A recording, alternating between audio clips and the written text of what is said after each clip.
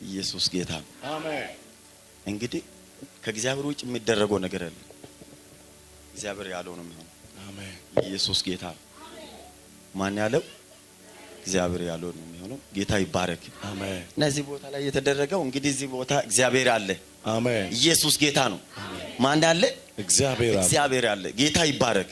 ለዛሬው 7 ቀን ነው መሰለኝ። ዛሬ 7 ቀን 8 ቀን ነው እና ከክፍለ ሀገር ከርጋለም የመጣ እዚህ አዲስ አበባ አንድ ልጅ ነበርና በድንገት መኪና ወደ ቀይራ አካባቢ መኪና ገጭቶት ወደቀ እና ሰዎች አንስተው ወደ ጥቁር አንበሳ ይወስዱታል። እና የሚገርም ነገር ልጁ 5 ቀን ሙሉ ተከታታይ ጥቁር አንበሳ ሲታከም ነበርና እንግዲህ ዶክተሮቹ አልቻሉም። ምክንያቱም ከአንገት በላይ በጣም ተጎድቷል። መነቃነቅ አይችልም። ከወገብ በታች ነው እግሩ መንቀሳቀስ የሚችለው። ከወገብ በላይ መንቀሳቀስ አይችልም። ጭንቅላቱ የደም ዝውውሩ ቆሟል። እጆቹ ያንቀሳቀሳል፣ እግሩን ያንቀሳቀሳል። ግን ከዚህ ውጪ ጭንቅላቱ ተጎድቷል።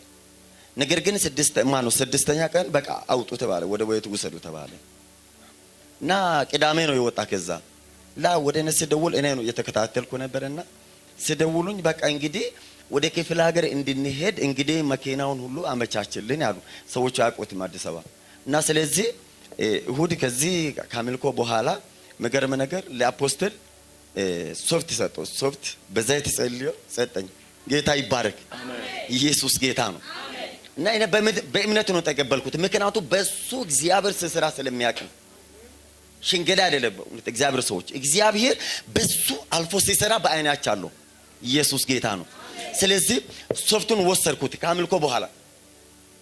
ከዛ ምሳ በልቼ ወርጣ ወደ ቦሌ ሚካኤል ነው ተከራይቶ ያለውና መገርም ነገር በልቡላ ነው ያስቀመጥኩት። ይሄ ዘይቱ መገርም ነገር የተደፋ ዘይት ነው እና በልቡላ ነው ያስቀመጥኩት።